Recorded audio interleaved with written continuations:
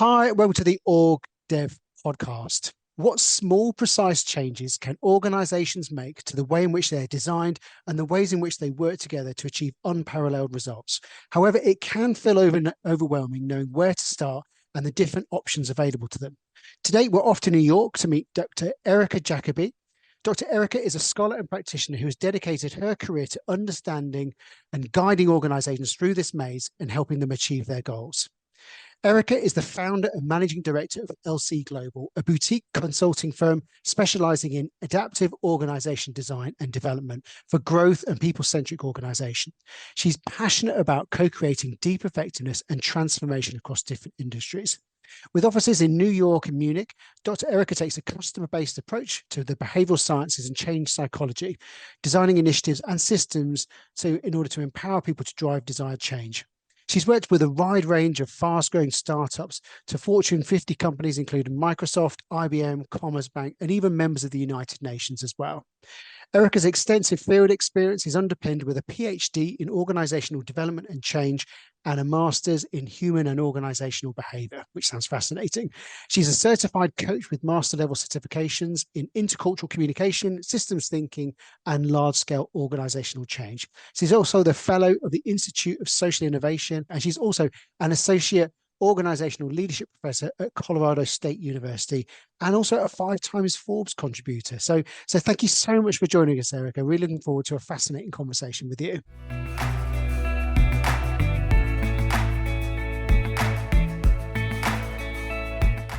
We're delighted to have you with us, Erika. So just to kick us off, just tell us a bit more about LC Global and what your organization does and the work that you do. Yes, absolutely. So LC Global, the LC stands for Leadership and Change, and we do believe that we do need this globally. So that's where the name comes from. It's a boutique consulting firm, and we specialize in organizational design and development. Actually, we do the two in one. We believe that the two go together. We have conducted transformation projects on 3 continents, Europe, the US, and the Middle East. And yeah, we love our work because it's co-creative. We pride ourselves on always working in a collaborative way. And it's systemic and it's also strength-based. That's the most important thing for us. We don't want to throw the baby out with the bathwater. When we go into organizations, we want to look at the strengths and build from there. And we specialize in working with growth-centric companies and people-centric companies. So you describe what you do as adaptive organization design. Some people might not be familiar with that term, so can you just explain that a little bit more for us in the audience? Absolutely. I love talking about adaptive organization design. So I think many people confuse organizational development and organizational design at the moment, and then there is that piece, adaptive organization design. So just real quickly, organizational development is more like the people development and maybe the culture development. Organizational design is more the structure. And that's also where I love bringing my degrees in, just from a philosophical perspective. Human and organizational behavior, at the end of the day, what we're doing is to create organizations and structures that drive behavior and that drive positive and the best behavior and desired behavior. So organizational design is more the structures and the workflows, but those drive behavior. And adaptive organization design specializes on how can we set a company up or a team or a division up so that it can adapt to the market fast. And that's, of course, what we need nowadays. So the name of the game is to stay flexible, agile, but not in the Scrum calls kind of sense, but how can we really flexibly react to external changes, internal changes, without becoming frantic, without becoming toxic, still staying people-centric. And that has a lot to do with information flow and how that's distributed in the organization. That sounds like a lot of organizations would be seeking to be, the way you described kind of the aspirations. So how would you say your approach to this differs to other organizations and other consultancies out there? I would say the collaborative nature, and I'm struggling with the question a little bit because I'm thinking consulting firms, which is a different beast, or also companies. A lot of companies have organization design as an internal role nowadays, and there are especially big companies that see it still a little bit as the how can we structure people out really quickly kind of affair, and we're uniquely different. That's actually why we have it on our flag that we work with growth-centric companies, because we don't want to structure people out. We want to use every resource for an innovation drive and for resilience. So in many, many organizations, it is understood as let's structure people out, or workforce planning, which is an important part at some point, but it's not the central focus of our work. And then maybe other consulting firms might not have the same specialization that we have. We really exclusively work with fast-growing either units or companies, and that has a different focus, right? So it almost excludes top-down, right? If you're fast-growing, then maybe you come from a less hierarchical worldview, and then as you're growing very, very fast, you may want to keep that, right? So whereas if you're mid-size or Fortune 50, which we've also worked with, then there is the people that want to sort of fine-tune their hierarchies, or the people that want to become more decentralized and that want to have a little bit more of a dynamic drive. And we love focusing on the latter. Yeah, maybe that's a differentiation. And the collaborative data that throughout the phases of our projects, we always involve people and they drive the change. We also build teams within the company. So we don't storm in with 100 people or 100 consultants. We go in and build a team within the company so that they have the capability of doing it themselves, and so that they learn as they go, and so that we can actually do it together. So it is a different approach. So, Erika, it sounds fascinating. And fast growth organizations are a particular type of beast, aren't they? Because things change so quickly, and often like the structure is struggling to keep up with just the sheer number of people entering the organization, and often everything is creaking because it's like we're going so quickly. How would an organization know that they would need some support from an organization like yours? What would be some of the indicators that say, look, we need some external help to come in and help us look at this in a different way?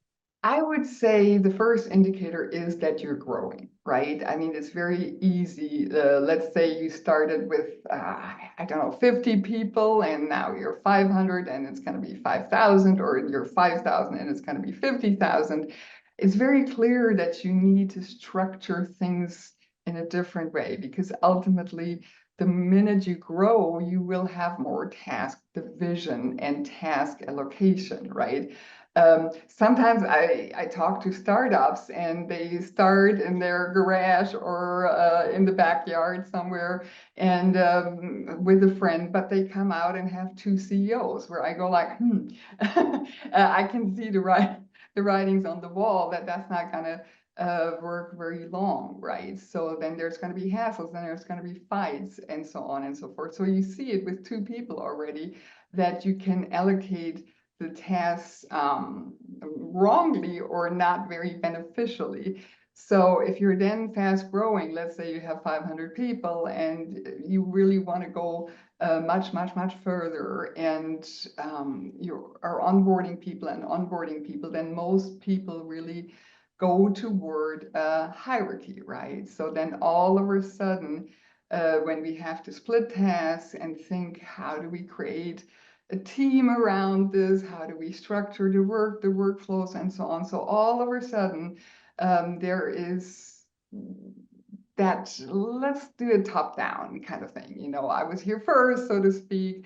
So at the beginning of a company, you see it very easily. So I would say irrespective of your size, if you're fast growing, it would always be good to get a second pair of eyeballs on the matter, right? Because what a lot of companies do is they do trial and error, and then it goes wrong, and then you have more cultural cracks, and things don't work that well. And at the end of the day, everybody just wants for things to work well so that you can develop a great culture. If things are not working well, everybody's going to be unhappy, right? So I would say the first signpost is you are growing. The second signpost is, and then it's almost too late, there are cracks in the wall and in your culture, and the atmosphere isn't that great any longer. And if you're bigger and people start leaving you, then that's the sign, right? So are your engagement rates still as good as you were hoping for? Are people leaving? All of these can be signs in different stages of your company. You touched on there, which is like sometimes organizations go for a quick fix, don't they? Or which is let's slap a bit of hierarchy in there. It sounds like you're endorsing something which is actually no, it's not necessarily that's the answer. What kind of challenge do you have when you try to get organization understanding that it's not necessarily hierarchies, it isn't always the answer? I mean, I want to say decentralization is also not always the answer, right? So for me I mean, we have external pressures, right? So we're growing fast, or the market is changing very rapidly. We want to stay people-centric, or else we wouldn't want to work with you. So that is our scenario, right? And a hierarchy per se is not bad, but what is bad is when that is executed poorly. And it's not that anybody is sitting there and they want to do a poor hierarchy. You know, nobody wants to structure poorly, and nobody wants to have a hierarchy for the sake of hierarchy. It's just the thing that sort of, it's almost a natural way of doing things, right? And having a form of decentralization is almost the unnatural form, right? So that's where we have to put some more thinking into which processes we want to have. And coming back to your question of challenges, right? What I find interesting is that naturally we gravitate towards hierarchies and top down. But when I start talking about processes, everybody goes like, we don't like processes. But what people are not aware of is that they have processes. They might just not flow very well, right? So what is important to us is that it's dynamic processes. And then you got to do some hardcore thinking. And in my eyes, you got to do the hardcore thinking together, right? So then another challenge is that typical behavior also as well is that the top says, you know, the other people need to change whatever you're thinking, let them do that, and we'll just sort of support it. And that will also not work, because at the end of the day, you need to walk your walk, right? So if you want something like that, and if you want to go into more dynamic workflows and into more dynamic structures, then the top needs to be involved, and not only involved, and the top will have to change as much as anybody else in the room, right? Or in the company, or far away, because we also do have remote work. And then from there, you can already see the many, many things it touches upon, right? So then which policies do we have? But it is all process driven in the end. So the challenge is to help people understand that decentralization and more modern organization design is not loosey-goosey. Everybody can do whatever they want to do, you know, even if it is self-organized, it underlies processes. But the flip side of it is you have processes. The question is, how do you structure them? How do they flow? And the answer in many organizations in that situation is they don't flow very well, right? So that's what. Yeah, so going for a flat organization or a decentralized organization, from what you're saying, it takes as much thinking about, if not more thinking about, and planning the kind of a hierarchical organization. I think sometimes we talk to clients and think, oh, we're going to have a flat structure. It's, you know, and then just hope it's going to work itself out. But it always also often feels like it's like kind of borderline chaos. Exactly, and that's where I always think that's probably the worst rap any structure can get, right? It's like, oh, it's going to work itself out. I sometimes come across people in projects, leaders that think can't, isn't that also that they can decide their own processes? But that's where I actually think either we decide on it together so that everybody also knows how to act within those parameters, or the answer is no. You can't expect from your team or your group and division to build their own processes and do the job and live with a bad culture and all of these things. So these things really want to be thought through, right? It is as much of an intellectual process, a thought process as any other process as well, right? And it's also, you can change things rather quickly, but then are you going to be happy with it, right? So in my eyes, a little bit of co-creative planning does not hurt, right? Because you don't want to get into that rut of like, okay, it didn't work, we did something, it didn't work, now let's do something else, and let's do something else. And then people say like, well, isn't that the fine tuning that we've always talked about? No, it's not. It's just going into the chaos level. I would say any change requires some thinking. It doesn't, whether it's decentralization, any type of change we want to mindfully start requires a mindful thought process. So, Erika, we're dying to know, what was your journey into adaptive organization design? Did it find you? Did you find it? Like, how did it come something you to specialize in? First of all, it's been a long journey. It's been a very, very, very long journey of transformation of companies and also myself. So I started out, I want to say it already happened in my childhood when I grew up in a very, very, very entrepreneurial family, pretty big company in place. And already as a child, I knew that it's seasonal business. You have to do this and this and that and the other. So I literally grew up with it. I saw the effects of this can happen, that can happen. And it makes you think. Then I founded my first business, which was, believe it or not, a foreign language school for executives. And I grew that from a one-woman show to over 200 people. And then we were catering to big businesses in Germany. And in one of those businesses, I always say I should have had a desk, or they said I should have had a desk. That's how often I was there. We started talking more and more and more with HR. And at some point they said, listen, we want you for something totally different. And I was absolutely flabbergasted and thought, is this a trap? Do they want us out or whatever else? But from there, but already while I had my own company and it went through so many growth phases, I was getting more education and training under my belt in terms of like, what do we do now? Like, how do we do this best? And literally, how do we organize this best?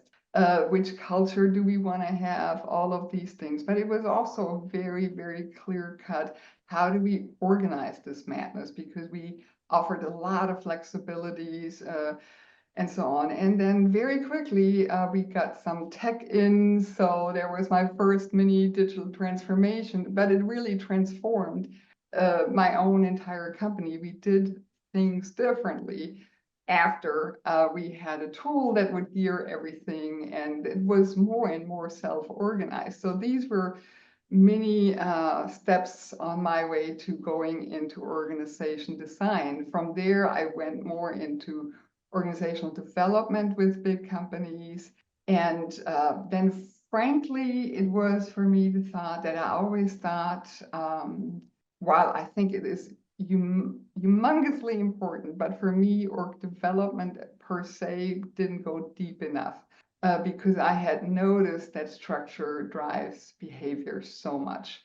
And from there, also more and more companies were calling me in for this kind of work. And then I thought I better get another degree. My first, there is no shortage of degrees. So my first master's was in languages. So I decided to get another master's in human and organizational behavior systems and development, which is exactly this. How do you build systems so that the company and the business, the people and the business can benefit from this? And then in my PhD, I took it to organizational change and innovation, right? So, but at some point, the more I got called in, it was a little bit fear, like, bigger and bigger companies wanted me for this. And I thought, like, I better get some more official knowledge behind it. And here I am. One of the things we love to ask our guests, just to demystify the kind of profession of the field a little bit, is what does a typical week look like for you, if there is such a thing? I think there is such a thing. It's just I'm wearing a lot of hats, right? So it's a small company, so I'm doing anything, and that's how I like to start my week, right? I'm doing anything from business development, trying to make sure that we get new projects in. Then who is going to be on the team? Keeping the team together, building relationships, designing the project, all of these things. What a week looks like depends a little bit on how many projects there are and how they are designed and set up. But the way we work is also actually centralized and decentralized at the same time, which I think is a little bit of a winner. But how much am I going to be involved in which project? There are projects that I'm leading, and there are projects where I would just, come in and do the org design part, and other people go more into the development and so on. Then there's different phases of a project. For example, at the beginning, we always do a data collection. It's a collaborative data collection, but you want to design this as well. So there is a lot of design work in the project phases as well, and usually I do that predominantly. But of course, it's also really the plain cut business development, sales, and so on. You mentioned there the data collection phase, and I think that's really interesting. How, when you do that, do you make sure the client feels it's their data and they're not kind of outsourcing the data collection and the results of that to the consultant? How do you keep them kind of engaged and involved and winning that data? We had that this morning, didn't we? We were Yes. presenting data and we were like, these are your findings. This is your research. And they started to say, well, hang on, at us. And it was like, we had to quickly direct them back, isn't it? Because it's a very easy trap to fall into. That's a very, very good question. We make it clear with our methodology. So before we even only go in, before the ink is dry on the contract, we will have said 1,000 times that we're doing this together and that we're collecting data with the help of the people on site on various levels of the organization. So we don't only do the top level, we do everybody in different shapes or forms, right? So we pointed out right from the beginning, when we go into the data collection, we pointed out again, they will see it and feel it that we're doing this together. And when we then present the data, we sit over the data and really think about this, right? And then it's a matter of how to present it. In my eyes, nobody owns the data. The company also doesn't own the data. It's like, and nobody has a bigger voice, right? So the question is like, how many people said this and this and this and this?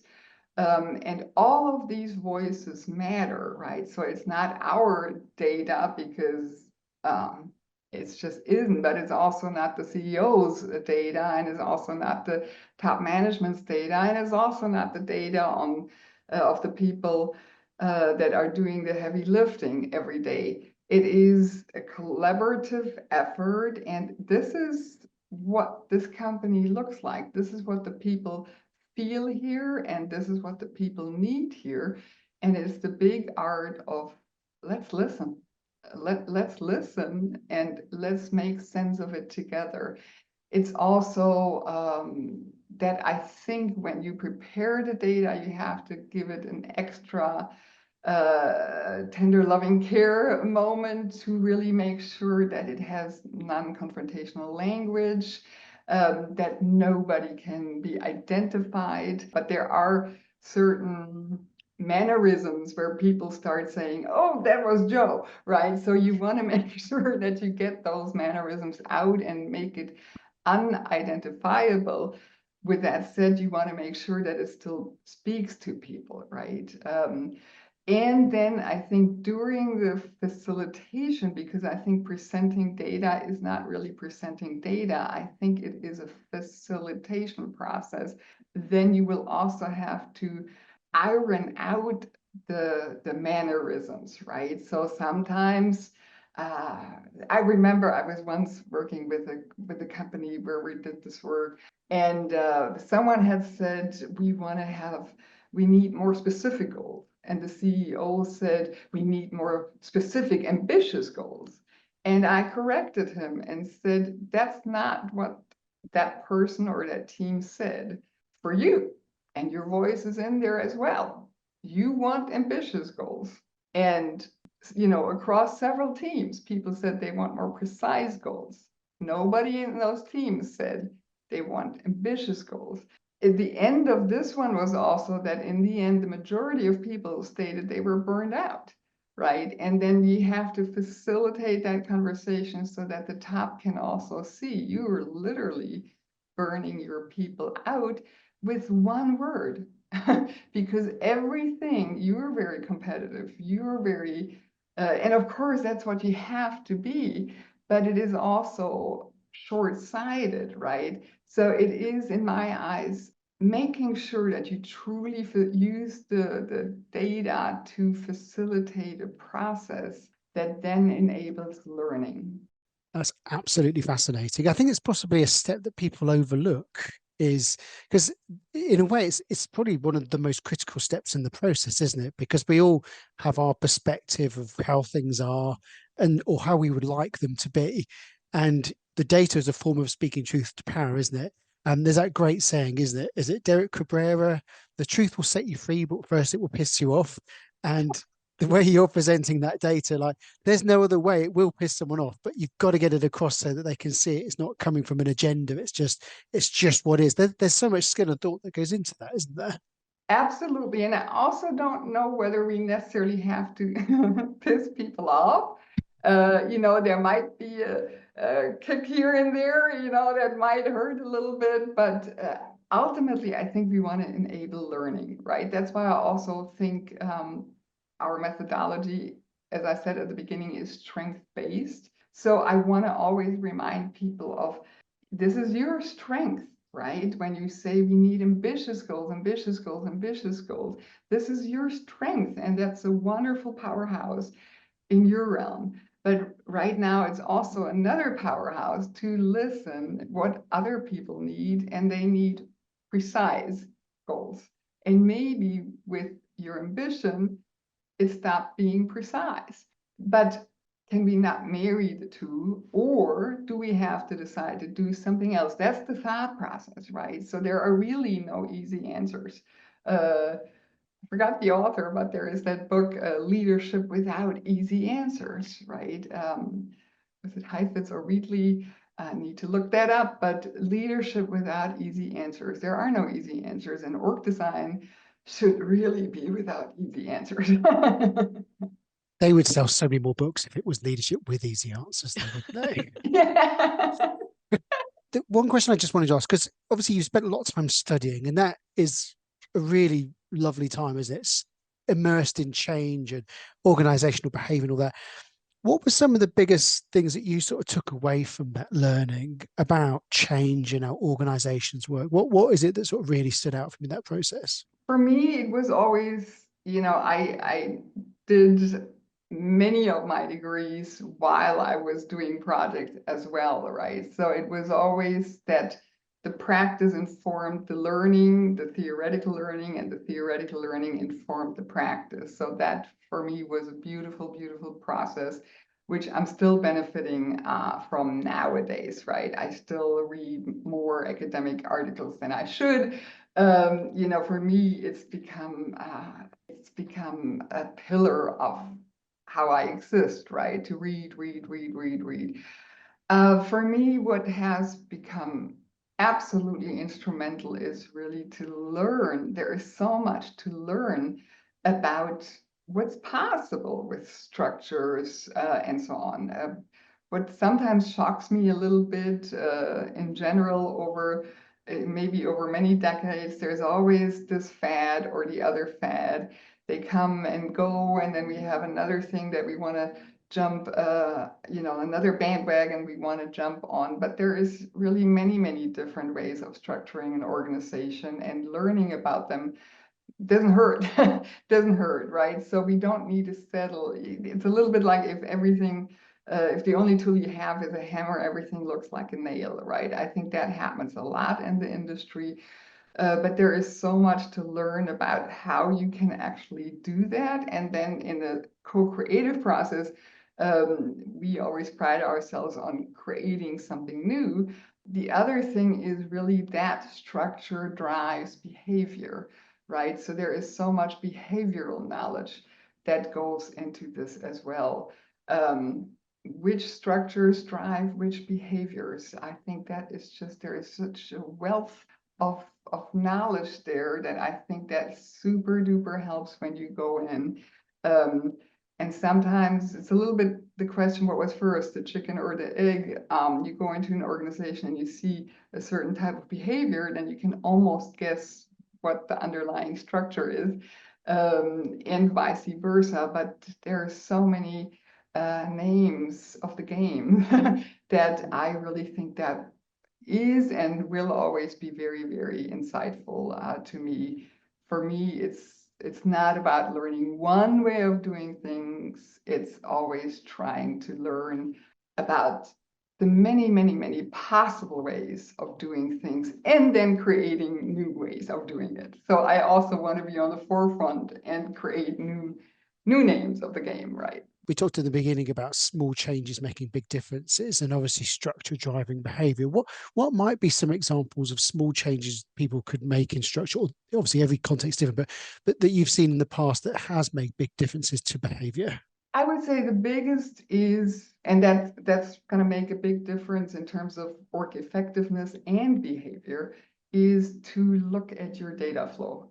What makes a system adaptive, yes or no, is the data flow, right? So I can give you an example. We went to the beach on Long Island over the weekend, and we were driving and using a navigation system, but it was an interactive navigation system. And a police car reported ahead, and then as a user or a driver, you can say, is it still there? Yes, no, right? And then it's a very simple organization and process, but it is an adaptive process, because that information, so thousands of people click, it's there, it's not there, the police car, and then the system adapts, because the next driver will not get it if I click, it's not there any longer.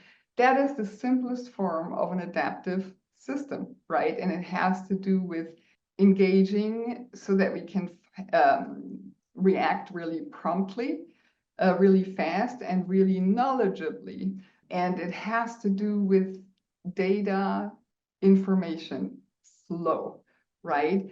The company, without the interaction with a user, could not be that adaptive. It's very easy, right? So that is the simplest form of an adaptive system in my eyes. Now, take that to an IT team, for example. You have a global IT team, and I mean, I've worked with a number of global IT teams, and of course they need a lot of processes. And how do we regulate that work? Because they have to be on the cybersecurity team for a while, but they also have to be on other teams. Then they have to do some firefighting here, but they also have to secure the system for the future. So there's a lot of things going on, and I go in, and sometimes in a number of teams and global teams where they don't work off of the same information system. So then the CIO is scrambling to get more data on how are the projects actually running and so on. So to dynamically streamline that is very, very helpful. Also to reduce duplicates, right? Ever so often you come in and people have to insert data in different things. Then really making making sure that you have an aligned but dynamic data flow that drives engagement, just like, is the police car still there? Yes, no. It's also, I always get so excited when I see that question. I go like, I get to do something. So it really drives a certain excitement too, right? But is everybody informed about the most important things all the time? That is the big question. And you need a structure to get there, right? Everybody on a project team like this or on an IT global team, everybody needs to be informed about the most important aspects of where we are and where we want to be all the time. And then we need to feed engagement, and then we need to do that so that it doesn't create a lot of outsourced work, right? It shouldn't be, it should be an automatic flow. Then avoiding duplicates, because that always creates the biggest chaos ever. And I know it's really little and small changes, but you would be surprised how many people or organizations still suffer from that. And the next thing is to really make sure that you use the data for learning, right? As I said, we get the data. Is the police car still there? Yes. And then double loop feedback. Okay, then yes, it's still there. We're going to keep it in there. Okay, no. Let's say we get 3 no's, then we're going to take it out. And that, of course, has to happen automatically. And we should learn from this, and people should also have the power to learn from this, right? So then the information flow goes into self-organized decision-making, right? So because once we have the data, then we can really fly with the data and do and act upon it, right? And that obviously then also changes the role of the leader, right? So then it's not the leader that says, there's a police car, there's a police car, there's a police car, there's a police car, right? I mean, but let's face it, how often does it sound like this on Teams, right? But the information flow will show people there is a police car, and that's why we're going to do this and this, and we don't need to ask anybody about it. What would you say when you look at the kind of totality of role? What do you love most about the work that you do? What brings you real joy? When the light bulb goes on and there is some true change. I love it when with little changes you can make a big difference. And I truly also enjoy when people notice. Sometimes it takes an external perspective, because as Garen said, when should someone call you in? At the end of the day, everybody can do this, right? If you're inside an organization, you can also do this yourself. But once you're in an organization, you're entangled in the changes and in the dynamics. And then maybe your decision making is a little bit blurred, or worse, it's stuck in decision making politics of the organization. You know, when you call an external in, we have that external perspective. You know, there are different ways of doing things, and those different ways will also, of course, expand the few cases that we've thought about so far. So there is more knowledge where that came from, but there is most of all the fresh perspective. And what I enjoy about our work is when the light bulb goes on and we do, you know, we actually do we make the little changes. And everybody said before, but we tried this before and it didn't work. And I always say, but we didn't try it this way. So, and then we try it, because a lot of it also has to do with, like, will you create a whole system around it, or will it be an isolated change? We always do a whole system around it. And with that impact, then the small changes really go a long, long, long way. And I love that. I love that. And I love the energy when people feel like now we can actually work and we can do great, great work, and people are excited. And that's where I always say, you know, we did this together. This was your work, and keep it going, right? So, but that excitement that is unleashed once we've made the changes, right? It's wonderful. It's just great, great, great. And then just on the flip side of that, what do you find most challenging in your work? I used to think the waves of a project, you know, sometimes emotions fly high, sometimes they fly really low. But by now I'm really, really enjoying that. I find the most difficult part that in the sales process, for example, that you sometimes don't know what people are expecting. Is it that type of company that actually expects you to come in with 100 people and do change management and just here, this is how we want it done, and then do it? And of course, we try to sort of navigate that with our positioning, that we really go like, we're doing this way in a collaborative way. So don't even ask. But that is a challenge, that people still have a very different understanding of this type of work. Other challenges another challenge might be that when we're talking about rapid growth and change, then there's obviously a lot going on in an organization, right? So you're trying to close the deal, and then yeah, but now we have a new CEO, and now we have this and that and the other, so we have to put it on the back burner. And then when they come back in, it's like, now we want it super fast, so can't we cut it short? And the answer is no. You know, it takes as long as it does. But of course, as we're dealing with rapidly growing companies or divisions, there is a lot in flux, and that can be a crux that you need to, or it can be a challenge that you need to navigate. You've had a really interesting career. What are some of the biggest lessons you've learned along the way that you'd want to share with people? Maybe that reduce the steepness of their learning curve. An organization is a living organism, and it has, if you will, it has a psyche, it has a soul, it has people, and then we have 40,000 souls and psyches. I sometimes say, like, I feel like the house psychologist sort of going around balancing things out for a while. So maybe the biggest learning lesson in this type of work for me is to really make sure that you yourself stay balanced. And it is very easy, you know, at the beginning, we're more of the external experts, but the longer we stay, and of course for us, it's also very important to leave again at an agreed upon point. But in between, when you know the data and so on, you get more and more involved, of course.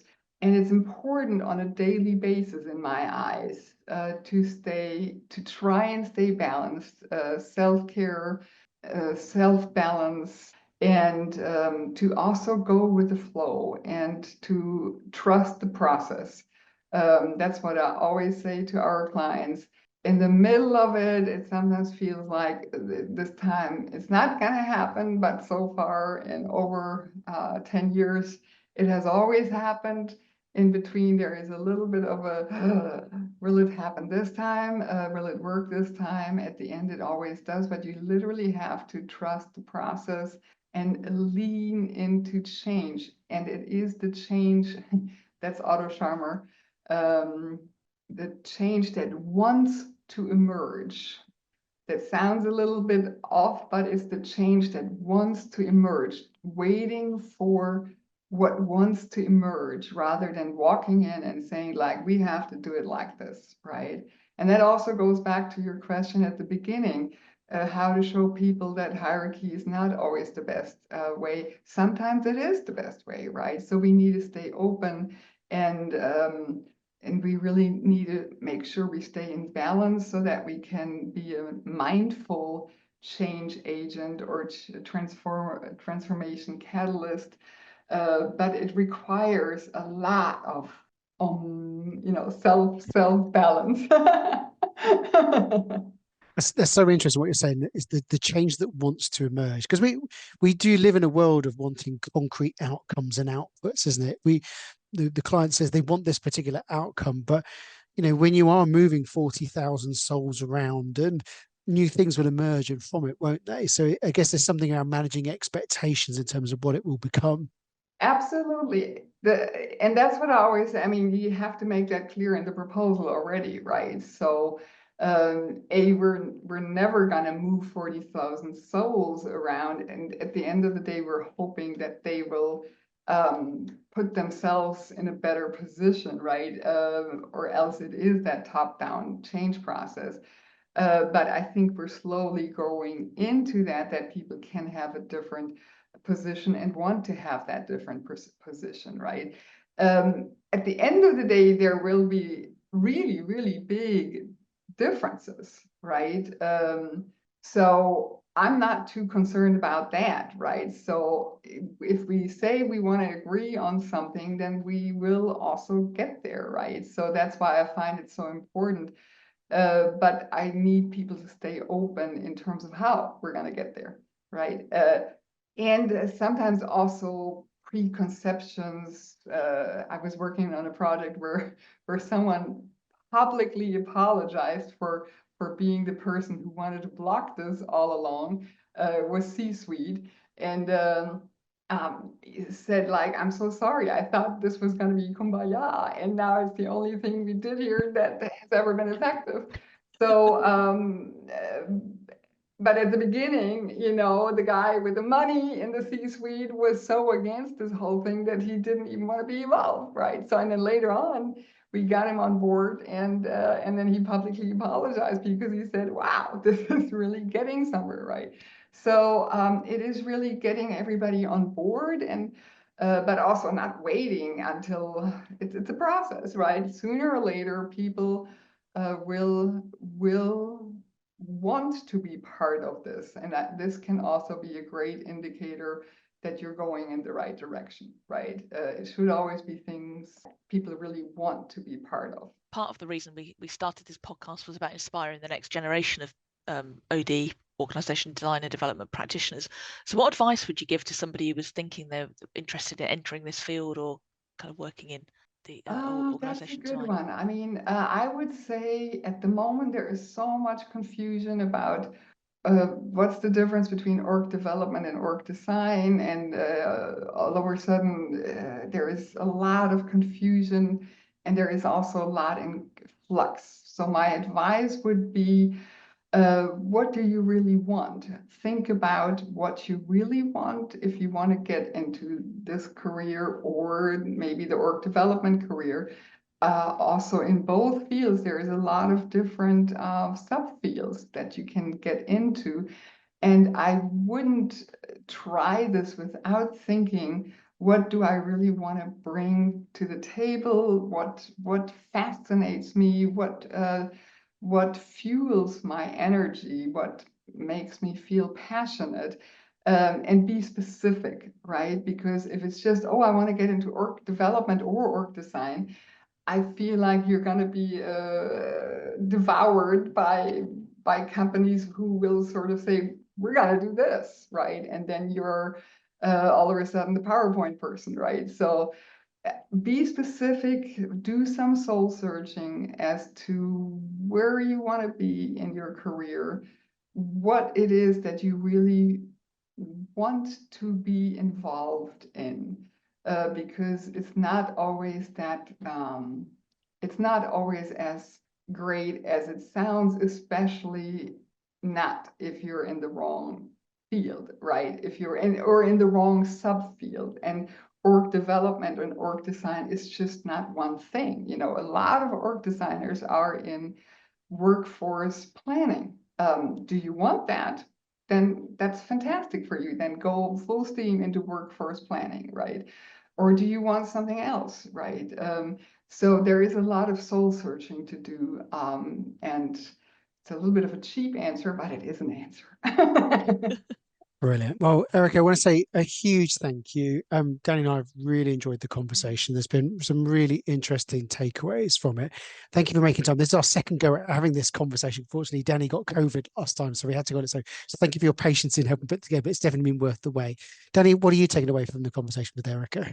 Gosh, so much. I love the kind of the thread around co-creating, the work with our clients and the organizations, and starting from a strengths-based position. So important. I was really taken by what you said about that nobody owns the data and it needs to be a collaborative effort. It's about facilitating and using that to enable learning. And the point you made towards the end around self-care and staying grounded and balanced as a practitioner in this field. But I could have drawn hundreds of other things, but I'll go with those for now. Brilliant. You're still on a couple of mine there, but there's some really good ones in there. So I've really been stuck with the change that wants to emerge will emerge. We get so fixed on what it's going to be, but who knows? It's the change is an emergent property of all the different things that we do, isn't it? I love what you said in terms of like the whole thing you said about data and what you go through as a process to help present it and really importantly facilitate it. And building what Danny said, like nobody owns the data, and using that strength-based approach to make sure that people don't feel defensive, they just understand what is as well. So some brilliant takeaways in that as well. We found you were attracted to us. You have a brilliant LinkedIn profile. There's some great articles on all sorts of different things, including things like engagement. How can people follow your work, or if they want to reach out to you if they've got questions about adaptive organization design? What's the best way for people to reach out to you, Erika? I would say my LinkedIn. I'm sure you have the link, and also lc-global.com. There are plenty of ways of getting a hold of me and us. So it would be wonderful to hear from people and to have a conversation. I'm always open. Well, thank you so much. Your interview joins our other, what is it now, 39 different podcast interviews from people from around the world. Our last interview was someone from Hawaii. Now we've jetted all the way over to New York. And I think next week we're back in London. So the less exotic, but just as interesting place. But we're building a brilliant portfolio of fantastic interviews with practitioners and scholars like Erika out in the field, making really meaningful and significant change. So if you've enjoyed this, we'd really appreciate it if you'd hit the like button, because the algorithm gods love it. And it means it gets spread to even more people. And we genuinely believe that the OD profession, no matter where you are in your journey, is stronger together. And we can share the knowledge and our insights about how we do our practice, then we can only be better as a profession. And also feel free to subscribe. So whether you listen to on audio or listening to on video, we'd love it if you subscribed it. And drop us a line if you think there's a particular field that you'd like us to interview someone on, then please do let us know. We're really open. But Erika, I just want to say a huge thank you again. You've been a brilliant guest, really insightful, and you've definitely challenged and opened our thinking. So I absolutely assume you do the same for the audience as well.